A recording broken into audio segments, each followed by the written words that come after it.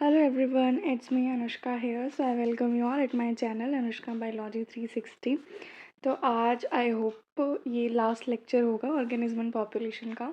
तो उम्मीद करते तुम लोग पढ़ के आए होंगे पीछे वाला जितना पढ़ाया है, और एनसीईआरटी अपनी साथ लेके बैठना है बेटा, ठीक है। अब आज हम क्या शुरू करेंगे? आज हम शुरू करेंगे पॉपुलेशन इंटरेक्शंस, ठीक है। जो पॉपुलेशन है ना हमारी, मतलब नॉट हमारी, जो पूरे चैप्टर में चल रही थी वो वाली पॉपुलेशन, वो कैसे इंटरेक्ट करती है, जितने भी मेथड्स होते हैं, जितने भी पॉसिबल मेथड्स हैं, हम वो सब पढ़ेंगे, ठीक है। जितना एनसीईआरटी में लिखा है हम कुछ नहीं छोड़ेंगे और पेपर एकदम फोड़ेंगे। ओके, बकवास शायरी। So let's move on. So move on तो तुम लोग नहीं कर पा रहे। I am really sorry. चलो चलो, बहुत हो गया हंसी मजाक। Can you think of any natural habitat? क्या तुम लोग सोच सकते हो? बिल्कुल सोच सकते हो, बट जो आगे बोला उसके बारे में नहीं सोच सकते। Can you think of any natural habitat on earth that is inhabited just by a single species? क्या तुम लोग अपने अर्थ पे एक ऐसा हैबिटेट सोच सकते हो जहाँ पर सिर्फ एक ही स्पीशीज़ रहती हो? है ना, नहीं सोच सकते हम लोग। There is no such habitat, ऐसा कोई हैबिटेट है ही नहीं। And such a situation is even inconceivable, और इस तरीके की सिचुएशन होना पॉसिबल भी नहीं है फॉर एनी स्पीशीज़, किसी भी स्पीशीज़ के लिए। The minimal requirement is one more species on which it can feed. अब किसी भी स्पीशीज़ के लिए जो सबसे मिनिमल वाली रिक्वायरमेंट है ना बेटा, वो क्या है कि एक दूसरी स्पीशीज़ उसके पास हो ताकि वो उसके ऊपर फीड कर सके, वो कुछ तो खाएगी ना, ठीक है। Even a plant species which makes it's on food. अब हम लोगों को तो पता है, माना हम लोग अपना खाना खुद नहीं बना सकते, बट हम लोगों को पता है प्लांट इंडिपेंडेंट होते हैं, है ना, वो फोटोसिंथेसाइज कर सकते हैं और खाना बना सकते हैं। तो इवन जो प्लांट स्पीशीज़ है वो भी अपना खाना जो मतलब खुद बनाती है, वो भी अकेले सर्वाइव नहीं कर सकती। मतलब भाई वो तो अपना खाना तक बना सकती, उनको किसकी ज़रूरत है? उनको ज़रूरत है मिट्टी में रहने वाले, सॉइल में रहने वाले माइक्रोब्स की, ताकि वो ऑर्गेनिक मैटर जो प्रेजेंट है ना बेटा सॉइल में, उसको तोड़ सके और इनऑर्गेनिक न्यूट्रिएंट को रिटर्न कर सके। किसके लिए? एब्जॉर्प्शन के लिए। एंड देन, और उसके बाद how will the plant manage pollination without an animal agent? और अगर एनिमल एजेंट हुआ ही नहीं तो प्लांट में पॉलिनेशन ही नहीं होगा, तो प्लांट का तो सर्वाइव करना मुश्किल हो गया ना, है ना। सो एक प्लांट स्पीशीज जो अपने खाने के लिए किसी और पे डिपेंडेंट नहीं है, वो भी, उसको भी कोई और स्पीशीज चाहिए उसके खुद के सर्वाइवल के लिए।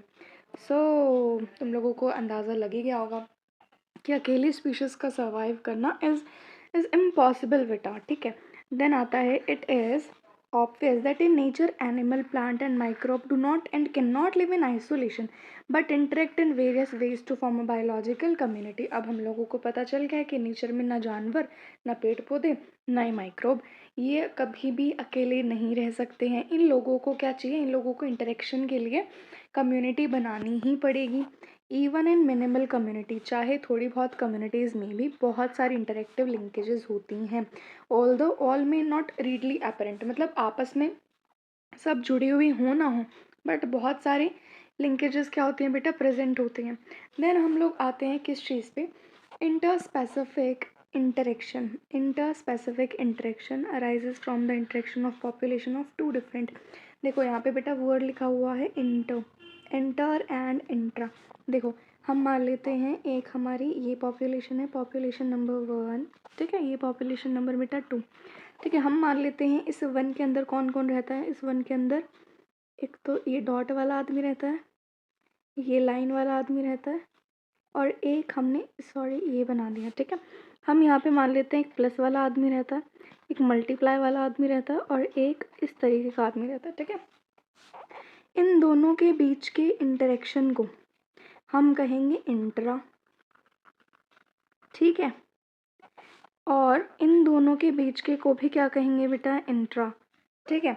ये एक ही स्पीशीज़ के हैं, ठीक है। जो प्लस वाला है और जो इस तरीके के साइन का आदमी है, वो दोनों एक ही स्पीशीज़ के। इन दोनों के बीच में जो भी इंटरेक्शन होगा दैट विल बी इंट्रा। इसके बीच में और इसके बीच में, इन दोनों के बीच में जो भी इंटरेक्शन होगा ना, दैट विल बी व्हाट बेटा? इंटर, ठीक है, जैसे स्कूल में भी सुना होगा, 2 स्कूल के बीच में कॉम्पिटिशन होता है तो इंटर स्कूल कॉम्पिटिशन है, और एक स्कूल के मतलब एक ही स्कूल के अंदर होता है, that will be intra school competition. तो इंटर स्पेसिफिक इंटरेक्शन ऐसा इंटरेक्शन होता है जो अलग अलग स्पीशीज़ के बीच में होता है। बेनिफिशियल हो सकता है, क्या तो दोनों को फ़ायदा हो रहा हो, डेट्रीमेंटल क्या दोनों को नुकसान हो रहा है, मतलब दोनों को नहीं, मतलब एक को फ़ायदा एक को नुकसान हो रहा हो, एक को फ़र्क नहीं पड़ता एक को नुकसान हो रहा हो। बेनिफिशियल में भी ऐसा ही। और न्यूट्रल किसी को फ़र्क ही नहीं पड़ता, नाइदर हार्म नॉर बेनिफिट, ना उसका नुकसान हो रहा है ना उसका फ़ायदा हो रहा है, to one of the species और both. Assigning a plus, plus assign हम लोग लेंगे बेनिफिशियल के लिए, माइनस वाला लगाया बेटा डेट्रीमेंटल के लिए, और ज़ीरो वाला लगाया बेटा न्यूट्रल के लिए। ठीक है, सो अब हम लोग इंटरेक्शंस पढ़ेंगे। ठीक है, अलग अलग इंटरेक्शन हम लोगों को पढ़ने हैं। पहले तो एक जो टेबल दिया ना, इसको समझना ज़रूरी है। ठीक है, तो 1 मिनट।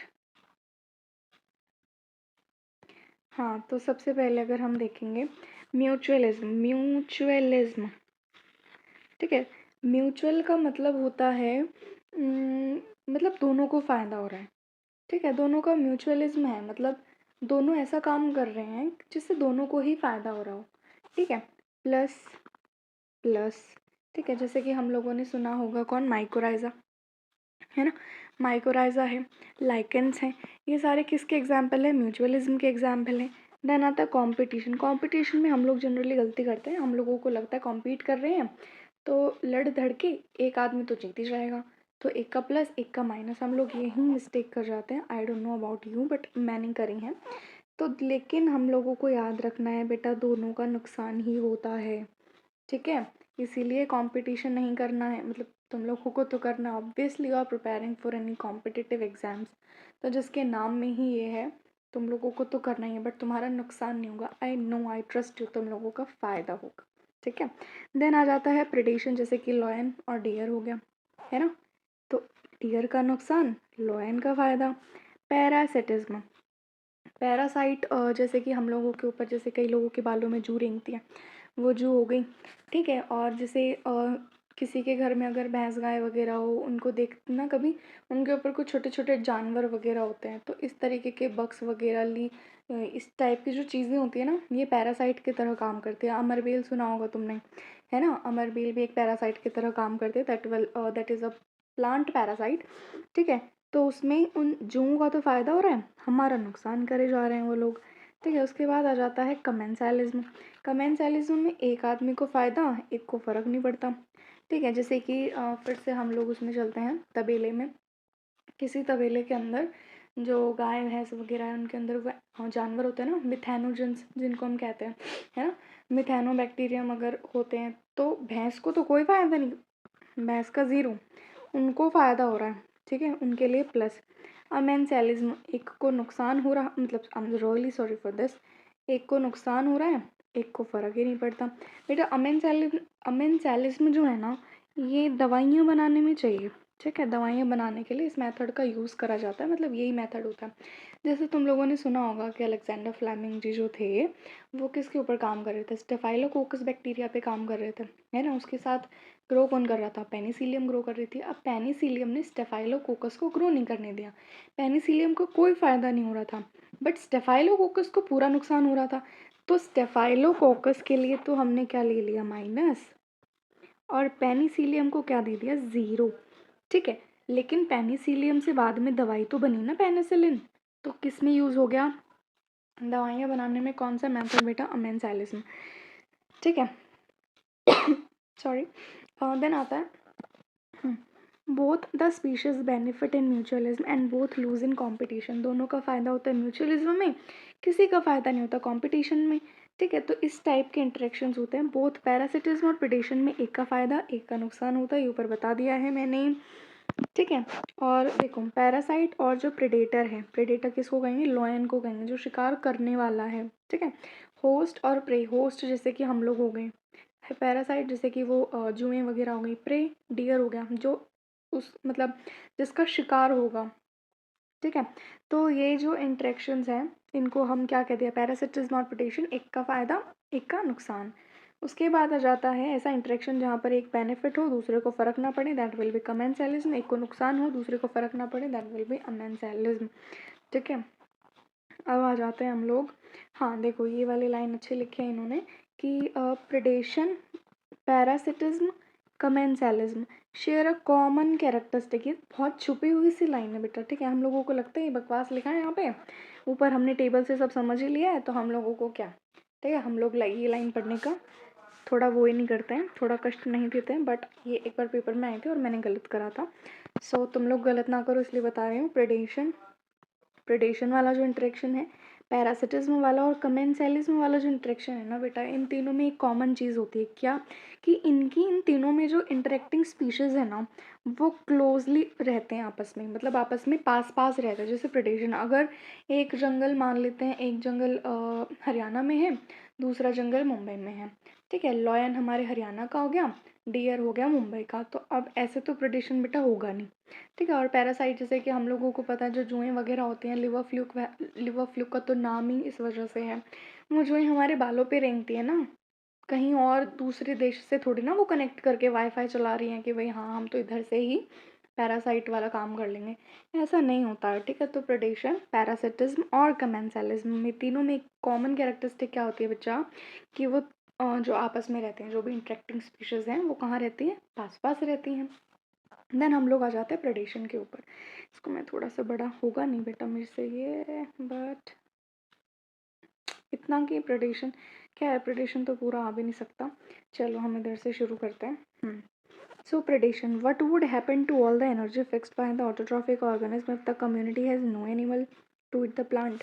देखो, हम लोगों को जैसे कि आई होप तुम लोगों को पता हो, जो 10% लोग होता है एनर्जी का, कि मतलब जैसे एक लेवल है, इसको किसी ने खाया वो दूसरे तक एनर्जी पहुंची, दूसरे को किसी ने खाया तो तीसरे तक पहुंची, तीसरे से चौथे तक। मान लेते हैं बेसिक वाला प्लांट है, जो कि होता ही है मोस्टली केसेस में प्लांट्स हैं। अगर प्लांट्स को खाने वाला जानवर ही ना रहे तो थर्ड और फोर्थ पे एनर्जी पहुंचेगी क्या, नहीं पहुंचेगी, अगर सेकंड वाला ही नहीं है तो, ठीक है। तो सोचो इतनी जो एनर्जी प्लांट बना रहे हैं वो कहाँ जाएगी फिर, ठीक है। You can think of predation as nature's way of transferring to higher trophic levels the energy fixed by plants. अब मान लेते हैं एक बार मैं इसको इरेज कर दूँ, हाँ अरे वाह नहीं हुआ नहीं, एक minute, okay this is the best eraser I have seen. I don't like green colour, है ना, तो हम लोग कौन सा कलर लें, चलो पिंकी पिंकी हो जाते हैं। सॉरी अगर मैं तुमको थोड़ा ज़्यादा डिस्टर्ब कर रही हूँ, तो इधर कर देते हैं, थोड़ा जगह ही नहीं है यार लिखने की। ओके नहीं हो रहा है मेरे से, तो हम प्रेडेशन में देखते हैं क्या। देखो, जैसे कि हम लोग प्रेडेशन को कैसे मान सकते हैं कि ये नेचर का एक तरीका है जो हायर ट्रॉफिक लेवल्स पे एनर्जी को ट्रांसफ़र करवा रहा है, ठीक है। जैसे कि मान लेते हैं यहाँ पर प्लांट है, P for plant, D for deer, और मान लेते हैं L फॉर लॉयन, और ये इस तरीके से ट्रांसफ़र हो रहा है, ठीक है। सबसे पहले प्लांट्स ने एनर्जी बनाई, प्लांट को खाया डियर ने, ठीक है, प्लांट को किसने खाया, डियर ने, इसके पास जितनी भी एनर्जी थी वो गई, ठीक है, उसका 10% गया। डियर को खा लिया लॉयन ने, तो लॉयन के पास इसका 10% चला गया, ठीक है। तो इस तरह से प्रेडेशन में क्या होता है बेटा, एनर्जी ट्रांसफ़र होती है। ये एक नेचर का मेथड है कि किस तरह से मुझे एनर्जी ट्रांसफ़र करवानी है, जो भी प्लांट और लोग फिक्स करते हैं ना, उस एनर्जी को ट्रांसफ़र कैसे करवाना है।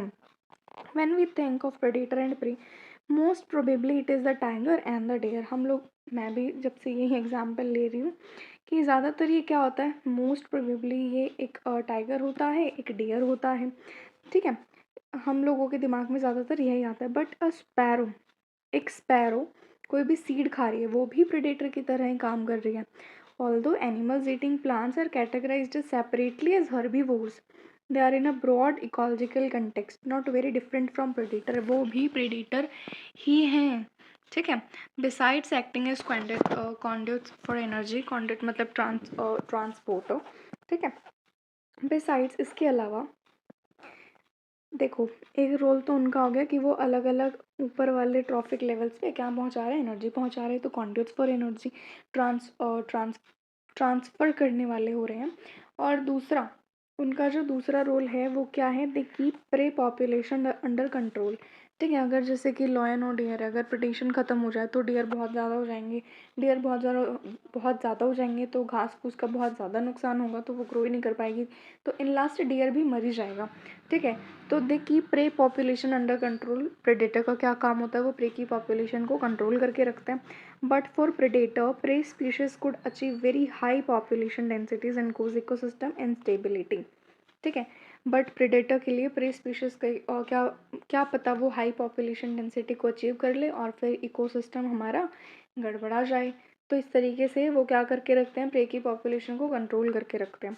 When certain exotic species are introduced into a geographical area, they become invasive and start spreading fast because the invaded land does not have its natural predator। जैसे कि हम बाहर से कोई स्पीशीज़ लेके आते हैं, इसका बहुत अच्छा खासा एग्जाम्पल है कौन कौन कौन कौन इकॉर्निया क्रैसिपिस। ठीक है, इकॉर्निया इकॉर्निया जो प्लांट है ना बेटा, उसको उसकी लीव्स के लिए, उसके फ्लावर्स के देखने से, कलर के हम लोगों को बहुत सुंदर लगा, तो हम लोग उसको उठा के ले आए। तो वो कोई बाहर की स्पीशीज़ थी, हमने उसको अपने लेक में इंट्रोड्यूस कर दिया। बाद में उसको टेरर ऑफ बंगाल कहा, क्यों कहा, उसने सारा मतलब इतनी जल्दी इतनी गंदी तरीके से फैली ना वो, कि हम लोग जितने में हटाते उतने में उससे डबल, जितना हमने हटाया है ना उससे डबल वो फिर से लग जाता था। ठीक है, इस वजह से फिर ऑक्सीजन वगैरह कम हो गया फिशेस के लिए, सारा तो वो खुद ही ड्रेन कर लेती थी। तो अब बंगाल के पीपल खाएं क्या फिर, है ना, दैट्स वाई उसको हम टेरर ऑफ बंगाल कहते हैं। तो हम लोग कोई भी एग्जॉटिक स्पीशीज़ हम लोग अपने जोग्राफिकल एरिया में लगाते हैं तो वो बहुत जल्दी जल्दी क्या करती है, ग्रो करती है, क्योंकि हमारे पास उसका नेचुरल प्रेडिटर नहीं है। मान लेते हैं कि कॉर्निया क्रैसिपिस का भी कोई नेचुरल प्रेडिटर रहा हो, मान लेते कोई ऑर्गेनिज्म है एक्स, वो कॉर्निया को बढ़ने नहीं देता इतना जल्दी क्योंकि वो उसको खा जाता है। अब हमारे हमारे को एक्स के बारे में पता ही नहीं है, हम लोग सिर्फ किसको ले आए, एक कॉर्निया को ले आए, लेकिन उसका नेचुरल प्रेडिटर एक्स को हम छोड़ा है, जिसकी वजह से अब वो तो उसको रोकने वाला था नहीं, तो वो बहुत गंदे तरीके से क्या हो गई, फैल गई। ठीक है, तो ये बहुत नुकसानदायक चीज़ है। The prickly pear cactus introduced in Australia in early 1920s caused havoc by spreading rapidly into millions of hectares of rangeland। हम लोगों ने किसको इंट्रोड्यूस करवाया ऑस्ट्रेलिया के अंदर, देखो अर्ली 1920s के अंदर हम लोगों ने ऑस्ट्रेलिया के अंदर क्या लगवाया, प्रिकली पियर कैक्टस को इंट्रोड्यूस करवाया, जो कि बहुत जल्दी से फैला और रेंज लैंड में मिलियंस ऑफ हेक्टेयर्स में तुरंत ही फैल गया, जल्दी से, बहुत ही जल्दी तरीके से। उसके बाद finally the invasive cactus was brought under control, बाद में उस प्रिकली पेयर कैक्टस को कंट्रोल करा गया। उसके बाद किसको लेके आए हम लोग, कैक्टस फीडिंग, ऐसा प्रेडेटर, ऐसी मूथ जो किसको खाती है, जो कैक्टस को खाती है। फ्रॉम इट्स नेचुरल हैबिटेट, हम उसको उसके नेचुरल हैबिटेट से उठा के ले आए, was introduced into the country. ठीक है, biological control method adopted in agricultural pest control are based on the ability of the predator। एक मिनट, जो बायोलॉजिकल कंट्रोल मेथड अडेप्ट करते हैं ना हम लोग एग्रीकल्चर में, जो मतलब फालतू के जानवर होते हैं जो हमारी फसल को ख़राब ना करें, उसको उनको उन पेस्ट को कंट्रोल करने के लिए, वो भी किसके ऊपर बेस्ड होता है, वो प्रेडेटर की एबिलिटी के ऊपर बेस्ड रहता है कि वो प्रे पॉपुलेशन को अंडर कंट्रोल रख सकता है। मतलब जो भी हमारे पास छोटे मोटे जानवर हैं, हम लोग उसका क्या ले आते हैं, वो प्रे हो गए, हम लोग उसका प्रेडेटर ले आते हैं, जिसकी वजह से वो चीज़ अंडर कंट्रोल रही। ठीक है, सो ये यहाँ तक हो गई। इसके बाद हम लोग देखते हैं आगे। आगे है predator also help in maintaining species diversity in a community. Predator जो होते हैं हेल्प करते हैं स्पीशीज़ की डाइवर्सिटी को मेंटेन करने के लिए किसी कम्युनिटी के अंदर, by reducing the intensity of competition, मतलब प्रे स्पीशीज़ के अंदर कंपटीशन ना हो। ठीक है, उसको रिड्यूस करके क्या करते हैं, स्पीशीज़ डाइवर्सिटी को मेंटेन करते हैं। In the rocky intertidal communities of the American Pacific coast, American Pacific coast जो है वहाँ पर रॉकी इंटरटाइडल कम्युनिटीज़ थी। ठीक है, द स्टारफिश, जो स्टारफिश डिजास्टर है, starfish disaster is an important predator. वहाँ की इम्पॉर्टेंट प्रेडेटर कौन है, स्टारफिश डिजास्टर है। एक फील्ड एक्सपेरिमेंट के अंदर जब सारी स्टारफिशेस को हमने वहाँ से हटा दिया, ठीक है, तो 10 स्पीशीज़ इनवर्टिब्रेट्स के एक साल के अंदर, आने वाले एक साल के अंदर वो लोग 10 स्पीशीज़ ऑफ इनवर्टिब्रेट एक्सटिंक्ट हो गए, क्योंकि क्या हो गया, बहुत ज़्यादा इंटरस्पेसिफिक कंपटीशन हो गया, है ना, वो लोग आपस में लड़ झगड़ कर मर।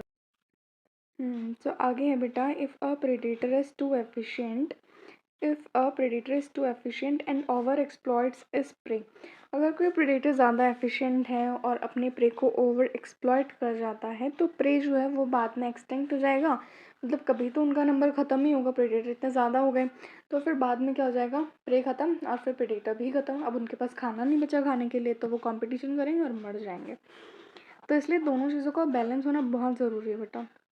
The predator will also become extinct for lack of food. फिर प्रेडेटर के पास फूड नहीं है, फिर खाने की कमी की वजह से वो भी मर जाएगा। This is the reason why predator in nature are prudent. इसी वजह से जो प्रेडेटर होते हैं नेचर में उनको हम प्रूडेंट कहते हैं। Prey species have evolved various defenses to lessen the impact of predation. Prey species में ने कई बार बहुत अलग अलग तरीके ढूंढ रखे हैं ताकि वो प्रेडेशन से बच सकें। सम स्पीशीज ऑफ इंसेक्ट्स की कुछ स्पीशीज हैं और फ्रोक्स के हैं जो क्रिप्टिकली कलर्ड हो जाते हैं, camouflaged to avoid being detected easily. जैसे कि वो अपने आप को कलर्ड कर लेते हैं, कॉमोफ्लेज इस टेक्निक का नाम है। जैसे कि कैमेलियन होता है ना, उस तरीके से वो क्रिप्टिकली कलर्ड हो जाते हैं, कॉमोफ्लेज्ड हो जाते हैं ताकि वो लोग प्रेडेटर जो है ना उनको पहचान ही ना सकें। कुछ पॉइजनस हो जाती हैं, इस वजह से उनके प्रेडेटर उनको खाते नहीं हैं। जैसे कि बेटा तुमने आकड़े का पेड़ सुना होगा है ना, कैलोट्रोपिस, उनको कोई भी जानवर इजीली खा नहीं सकता। मेरी नानी ने मुझे बताया था कि बकरियां खा सकते हैं, बट मुझे तो उस बात पे थोड़ा ट्रस्ट कम हुआ। बट ठीक है, वो जनरली कोई भी जानवर उस प्लांट को खाता नहीं है। उसके अंदर कार्डियक ग्लाइकोसाइड्स नाम का थोड़ा जहरीला सा केमिकल होता है, उसकी वजह से उसको अवॉइड करते हैं। ठीक है, तो द मोनार्क बटरफ्लाई, जो मोनार्क बटरफ्लाई है ना वो बहुत ज़्यादा डिस्टेस्टफुल है, बहुत ज़्यादा गंदी है खाने में है ना, उसकी प्रेडेटर के लिए।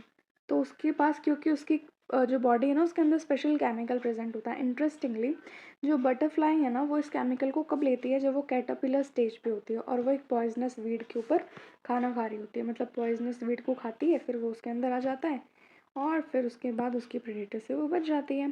प्लांट्स के लिए जो हर्बीवोर्स होते हैं बेटा वो प्रेडेटर होते हैं, प्लांट्स को वो ही खाते हैं, हर्बीवोर्स लोग ही खाते हैं। Nearly 25% of all insect are known as phytophagous. ऐसे फाइटोफेगस मतलब ऐसे जानवर या फिर ऐसे इंसेक्ट जो किस पे डिपेंडेंट है, प्लांट्स के ऊपर या फिर प्लांट सैप पे या फिर दूसरे प्लांट के पार्ट्स पे। ठीक है, नियरली लगभग 25% होता है सारे इंसेक्ट्स का जो कि कैसे होते हैं, फाइटोफेगस होते हैं। The problem is particularly severe for plants because unlike animal. अब हम लोग तो चलो भाग सकते हैं है ना, डियर भाग सकता है, बट प्लांट कहाँ भाग के जाए भाई, वो तो वहीं टिका है ना, उसके पास तो रूट्स हैं। तो अब वो कहीं भाग नहीं सकता, तो they can not run away from their predator, तो वो लोग कहीं भी भाग नहीं सकते हैं। तो प्लांट के पास एक दूसरा एक बहुत ही मज़ेदार तरीका उन्होंने इवॉल्व करा है, केमिकल मतलब केमिकल डिफेंसेस के लिए केमिकल बनाए हैं कुछ ऐसे मॉर्फोलॉजिकल। जैसे कैक्टस हो गया, बहुत सारे कांटे तो कोई खाएगा ही नहीं, थॉर्न्स कांटे। अकेशिया कैक्टस के अंदर, अकेशिया और कैक्टस में बहुत सारे कांटे होते हैं तो जानवर खाने से पहले सोचेगा। ये कुछ मोस्ट कॉमन मॉर्फोलॉजिकल तरीके हैं डिफेंस के। Many plants produce and store chemical that make the herbivore sick. कुछ प्लांट ऐसे केमिकल स्टोर और बनाते हैं जिसकी वजह से जो हर्बीवोर हो जाता है वो बीमार हो जाता है या फिर वो मर जाता है जब वो उसको खाते हैं। तो फिर वो इनहिबिट करेगा फीडिंग और डाइजेशन को, डिसरप्ट करेगा उसके रिप्रोडक्शन को और उसको मार तक सकता है। ठीक है, इसी वजह से वो उसको खाने से डरते हैं, जैसे अभी बताया था ना मैंने तुम लोगों को।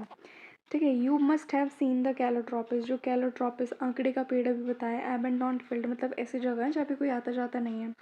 Plant highly poisonous cardiac glycosides बनाता है बेटा, बहुत ज़्यादा जहरीले कार्डियक ग्लाइकोसाइड्स बनाता है जिसकी वजह से कोई भी कैटल और गोट उस प्लांट को खाने से डरते हैं। अकॉर्डिंग टू एनसीईआरटी बकरियां उस प्लांट को नहीं खा सकती, बट मेरी नानी के अकॉर्डिंग खा सकते हैं। So I don't know whom to trust you. So अभी तो तुम एनसीईआरटी को ट्रस्ट करो, ठीक है। So a wide variety of chemical substances that we extract from plant on a commercial scale। Nicotine हो गया, कैफीन हो गया, क्विनाइन हो गया, स्ट्राइकनाइन हो गया, ओपियम हो गया, ये सारे वैसे तो मतलब इसमें से एक दो कैसे हैं, ड्रग्स के भी मेथड है, बट ये एक्चुअल में ड्रग्स है नहीं, ये हम लोगों की करतूत है। हम लोगों ने इनको ड्रग्स की तरह यूज़ करना शुरू कर दिया। ये प्लांट्स लोग अपने बचने के लिए, अपने बचाव के लिए यूज़ करते हैं, समझे नालायकों। Are produced by them actually as defences against grazer and browser, ताकि प्लांट जो है वो अपने आप को बचा सके किससे, जानवर से। तो आई होप तुम लोगों को प्रेडिक्शन वाला पूरा अच्छे से समझ आया होगा। नहीं समझ आया है वीडियो को एक बार फिर से तुम लोग चला के देखो और एनसीईआरटी अपनी साथ लेके बैठना है, ऐसे नहीं बिस्तर में बड़े बड़े देख रहे हैं, ठीक है। दीदी क्या बोल रही हैं, हम तो नींदों में हैं दीदी। कंपटीशन, कंपटीशन इज़ व्हाट बेटा, जब डार्विन डार्विन चाचा जब भी आते हैं, ठीक है, when Darwin spoke of the struggle for existence and survival of the fittest in nature, he was convinced that interspecific competition is a potent force in organic evolution। ये बात बहुत सोचने लायक है, ठीक है, इस बात को अंडरलाइन कर दो। ये बात एक बार हमारे इंटेंसिव की टेस्ट सीरीज में आई थी, मैं भूल गई थी, ठीक है। देखो डार्विन चाचा जब भी आता है वो यही बात करता है कि जो आदमी सबसे फिट होगा उसी को नेचर सेलेक्ट करेगी, वही आदमी ज़्यादा दिन तक जिएगा। तो उसने ऐसे कन्विंस कर लिया कि इंटर स्पेसिफिक कॉम्पिटिशन, दो स्पीशीज़ के बीच में कॉम्पिटिशन होना, ये एक पोटेंट फोर्स है जो ऑर्गेनिक इवोल्यूशन को करवा रहा है। मतलब इवोल्यूशन जो है ना बेटा, वो इस इंटर स्पेसिफिक कॉम्पिटिशन की वजह से हो रहा है, बट ऐसा है नहीं, ठीक है, आगे देखते हैं। It is generally believe that competition occurs when closely related species compete for the same resources। ऐसा माना जाता है कि competition तभी होता है जब जो closely related species होंगे वो एक resource के लिए लड़ेंगे आपस में, तभी competition होगा, जो कि कैसे होंगे, लिमिटिंग। मतलब कोई resources हैं जो कम हैं, ठीक है, लिमिटेड हैं, वो एक ही रिसोर्स है। अब जो आपस में क्लोजली रिलेटेड स्पीशीज़ है वो आपस में उस चीज़ के लिए, उस रिसोर्स के लिए लड़ेंगी और फिर कंपटीशन होगा और फिर रिवॉल्यूशन होगा। But this is not entirely true, but ये पूरी तरीके से सच नहीं है। Firstly totally unrelated species could also compete for the same resources. Totally एकदम अनरिलेटेड स्पीशीज़ भी एक रिसोर्स के लिए लड़ सकते हैं, कॉम्पीट कर सकते हैं।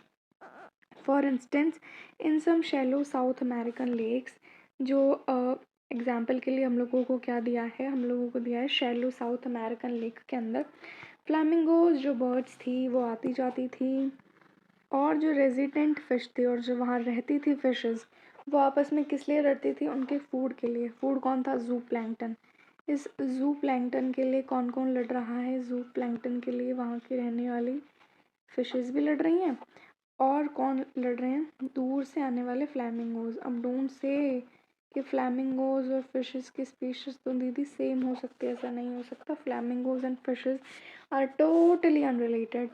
तो वो भी लड़ रहे हैं ना आपस में जू प्लैंकटन के लिए, तो ये बिल्कुल गलत बात है कि सिर्फ और सिर्फ जो रिलेटेड स्पीशीज़ है, क्लोजली रिलेटेड स्पीशीज़ है, वो ही कॉम्पीट कर सकती है। दूसरी बात उन्होंने हम लोगों को, मतलब दूसरी बात जो हम लोगों को सही करके बताई है, that is resources need not to be limiting. ज़रूरी नहीं कि रिसोर्सेज थोड़े बहुत हों तभी कंपटीशन होगा, ठीक है, इंटरफेरेंस कंपटीशन।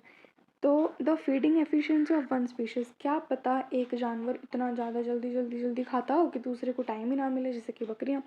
बकरियों की फीडिंग एफिशिएंसी भाई कमाल, बहुत ही ज़्यादा, बहुत ही ज़्यादा, ठीक है। The feeding efficiency of one species might be reduce, क्या पता दूसरे की, एक स्पीशीज़ और दो स्पीशीज़ मान लेते, दो स्पीशीज़ रहती हैं, तो एक की खाने की एफिशिएंसी इतनी ज़्यादा है कि दूसरे की खाने की एफिशिएंसी कम हो गई अपने आप ही, ठीक है, due to interfering and inhibitory presence of the other species. क्योंकि दूसरी वाली उसको खाने नहीं दे रही, चाहे फूड और चाहे रिसोर्सेज बहुत ज़्यादा हों, बट फिर भी वो तो जल्दी जल्दी खा जाएगी तो ख़त्म हो जाएगा ना बेटा खाना। Therefore competition is best defined, competition को सबसे अच्छे तरीके से डिफाइन कैसे करा है, as a process in which the fitness of one species measured in terms of are the intrinsic rate of natural increase. कल ही बताया ये सारा चीज़, ठीक है। आर अबेंडेंट, देयरफॉर कंपटीशन को हम लोग बेस्ट डिफाइन कर सकते हैं ऐसा प्रोसेस जिसके अंदर एक जो fitness of one species is significantly lower in presence of another species. एक स्पीशीज की फिटनेस दूसरे की प्रेजेंस में क्या हो जाता है, कम हो जाती है। It is relatively easy to demonstrate in lab experiment, इसको हम लैब में भी प्रूव कर सकते हैं। As Gause and other experimental ecologist did, जैसे कि गॉज एक साइंटिस्ट का नाम है, उन्होंने बताया एक्सपेरिमेंट करके, व्हेन रिसोर्सेज आर लिमिटेड ना the competitively superior species will eventually eliminate the other species. Gauss के अकॉर्डिंग क्या स्टेटमेंट थी कि अगर जो रिसोर्सेज हैं वो लिमिटेड होंगे तो कॉम्पिटिटिवली जो ज़्यादा सुपीरियर स्पीशीज़ होगी ना वो दूसरी अपने से छोटे वाले को क्या कर देगी, अपने से छोटे वाले को हटा देगी। But evidence for such competitive exclusion occurring in nature is not always conclusive. But इस तरीके का ये किस चीज़ का स्टेटमेंट है बेटा, कॉम्पिटिटिव एक्सक्लूजन, मतलब कॉम्पिटिशन करके उसको एक्सक्लूड कर दिया उस एरिया से, ठीक है। बट ऐसा ज़रूरी नहीं है कि हमेशा ऐसा ही होता हो। strong and persuasive circumstantial evidences does not exist however in some cases। कुछ केसेस हम लोगों को कुछ साइंटिस्ट ने ऐसे भी बताए जहाँ पर ये वाली लॉजिक जो है वो गलत हो जाती है। ठीक है। The Abingdon tortoise in Galapagos Island became extinct within a decade after goats were introduced on the island। जो एबिंगडन टॉर्टोइज हैं गैलापागोस आइलैंड के अंदर, वो लोग वहाँ पे आराम से शांति से रह रहे थे। हम लोगों ने वहाँ ले जाके रख दी कौन? बकरियाँ। अब बकरियों के खाने की एफिशिएंसी भाई तगड़ी है, बहुत ही बढ़िया। वो लोग बहुत जल्दी जल्दी जल्दी सारा नमीट गई। ठीक है, फिर आइलैंड हो गया खाली। और वो टॉर्टोइज क्या हो गए? एक्सटिंक्ट हो गए भाई, उनके पास खाना नहीं बचा ना। टॉर्टोइज भाई कितना ही दूर जाए, है ना। एक तो नाम भी उसका टॉर्टोइज है, एक तो वो है भी बिल्कुल स्लो। तो कैसे तो खाएगा पिएगा, कैसे अपना मैनेज करेगा? तो वो लोग क्या हो गए बेटा? एक्सटिंक्ट हो गए। गलती कर दी हम लोगों ने बकरियां ले जाके। Apparently due to the greater browsing efficiency of goat, क्योंकि बकरियों के खाने की एफिशिएंसी बहुत अच्छी है। Another evidence for the occurrence of competition in nature comes from what is called competitive release.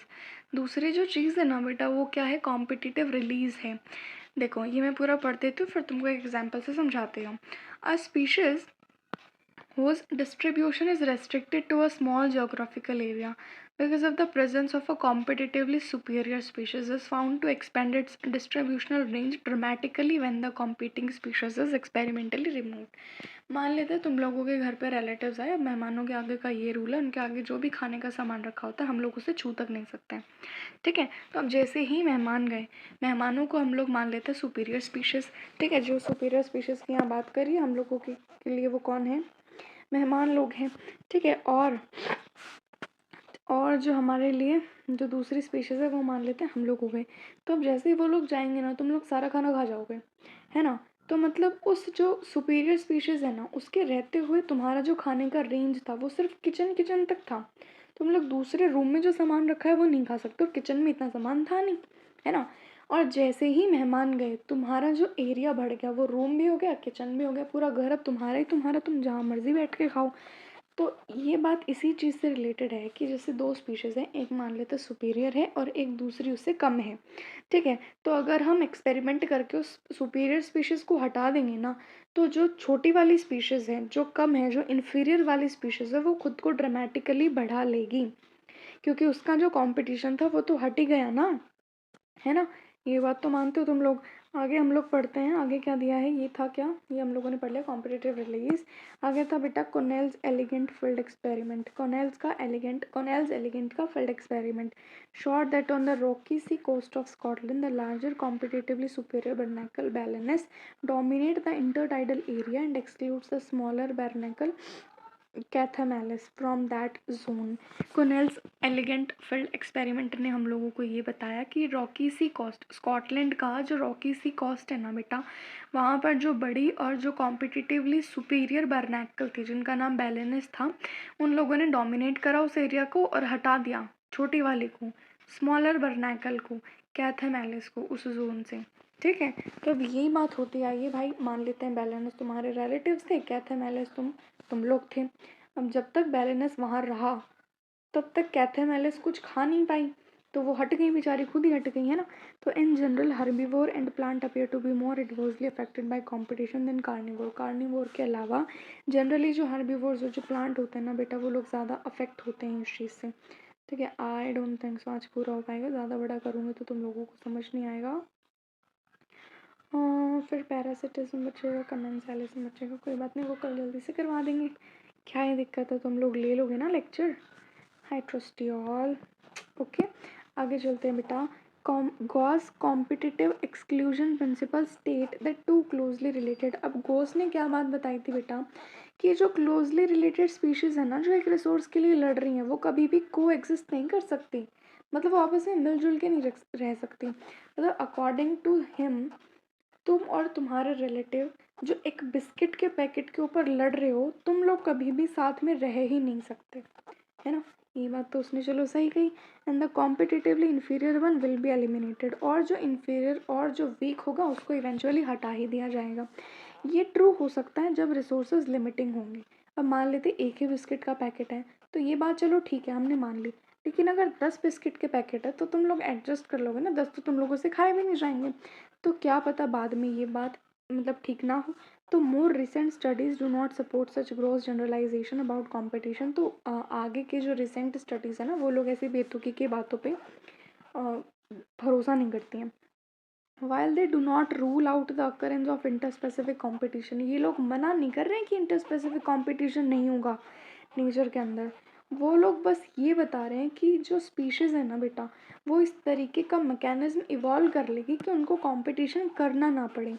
ठीक है, मतलब साइंटिस्ट लोग, मतलब रिसेंट स्टडीज़ ये नहीं कहती कि इंटर स्पेसिफिक कॉम्पिटिशन नेचर में होगा ही नहीं। दे आर जस्ट सेइंग कि जो स्पीशीज़ जिनको कंपटीशन फेस करना पड़ रहा है, वो क्या पता ऐसे मैकेनिज्म इवॉल्व कर ले जिसकी वजह से वो कोएग्जिस्टेंस रह सके, मतलब वो साथ साथ रह सके रेदर देन एक्सक्लूजन, ना कि एक दूसरे को हटाए बिना। One such mechanism is resource partitioning. अब एक बिस्किट का पैकेट था, उसमें बिस्किट थे 10। अब आई तुम्हारी माताश्री ने क्या करा, 5 तुमको दे दिए, 5 तुम्हारे भाई को दे दिए। क्या हो गया, रिसोर्स पार्टीशनिंग हो गया, है ना। तो if two species compete for the same resource, अगर दो स्पीशीज़ एक रिसोर्स के लिए लड़ रही हैं, तो they could avoid competition by choosing for instance, तो वो कंपटीशन को अवॉइड कर सकते हैं। क्या चूज़ करके आगे बताया है, डिफरेंट टाइम फॉर फीडिंग और डिफरेंट फोरेगिक पैटर्न, अलग अलग टाइम पे खाएंगे या तो वो, है ना, ये चीज़ बताई थी उन्होंने। अब आगे आता है मैक आर्थर ने ये बताया कि 5 closely related species of warblers, warbler की 5 क्लोजली रिलेटेड स्पीशीज़ ऐसी थी जो कि एक ही पेड़ पे रह रही थी। अब भाई गॉस भाई साहब के हिसाब से तो ये चीज़ पॉसिबल थी नहीं, क्योंकि वार्बलर्स फिर हो जाते लड़ मर के हो जाते ख़त्म। 5 स्पीशीज़ के उनके अकॉर्डिंग तो 2 ही नहीं रह सकते। बट मैकआर्थर ने हम लोगों को बताया कि एक ही पेड़ के ऊपर 5 क्लोजली रिलेटेड स्पीशीज़ थी वार्बलर्स की, जो कि कंपटीशन अवॉइड कर रही थी, सीधी सादी थी बेचारी, और आपस में साथ रह रही थी। क्यों? क्योंकि बिहेवियरल डिफरेंसेस था उनकी फोरेगिक एक्टिविटीज़ में। मान लेते हैं कोई सुबह 7 बजे खाना खा रही है, तो कोई 10 बजे खा रही है, कोई 12 बजे खा रही है, तो कोई 3 बजे खा रही है। इस तरीके से उन्होंने कंपटीशन को क्या करा बच्चा, अवॉइड करा। सो आई होप तुम लोगों को यहाँ तक समझ आया होगा। कल यहाँ तक पढ़ लेना, और इससे पिछला जो है वो भी पढ़ लेना। इसके क्वेश्चन मैं ट्राई करूँगी तुम लोगों को जल्दी ग्रुप पे सेंड कर दूँ। ठीक है, तो जितना पढ़ाया है आई थिंक तुम लोगों को समझ आया होगा। So thank you for being with me, do subscribe my channel. लोगों को एडवाइस करो कि दीदी से एक बार पढ़ के देखो। Love you all. और क्या बोलती हूँ, गॉड ब्लेस यू बच्चा। Thank you all.